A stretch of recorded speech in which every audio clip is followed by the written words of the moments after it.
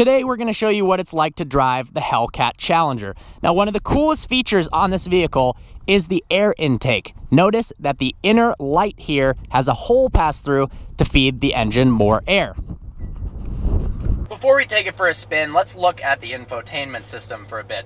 The coolest is by clicking the SRT button, it gives you an array of options to customize the driving experience. So if you go into track mode, you'll see 700 horsepower, transmission on track, paddle shifters, traction probably almost completely off, and suspension much stiffer. You can go into sport mode, give you a little bit more protection against crashing.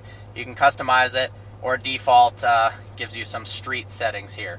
Valet mode limits this to 500 horsepower. Oh, we've got to enter a pin here. Limits the car to 500 horsepower, 4,000 RPMs, keeps traction control on, and doesn't allow launch control. One of the first things you notice is how easy the Hellcat Challenger is to drive. If you give it just small throttle inputs, it's no different than a base Challenger.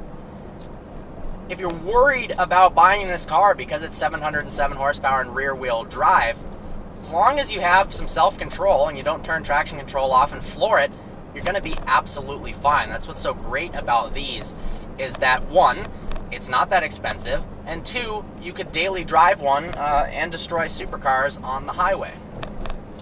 The paddles are in a bit of a peculiar location. So typically you're taught in performance driving to put your hands at 9 and 3, and when you do that, it's very hard to reach the paddles. You have to grip it more at 10 and 2 and use your pinky or ring fingers to grip the paddles. Instead, at the 9 and 3 position, you've got some buttons here to control the radio. Not really the best ergonomically there. Drop it down in a second. These things actually handle pretty well. Good grip. And of course, in the straights, absolutely nuts. And instantaneous shift points with the 8-speed automatic transmission. Yes, this car is heavy, but it's by no means a slouch in a straight line or around a turn either. Just flick it through, downshift, throw it in a second.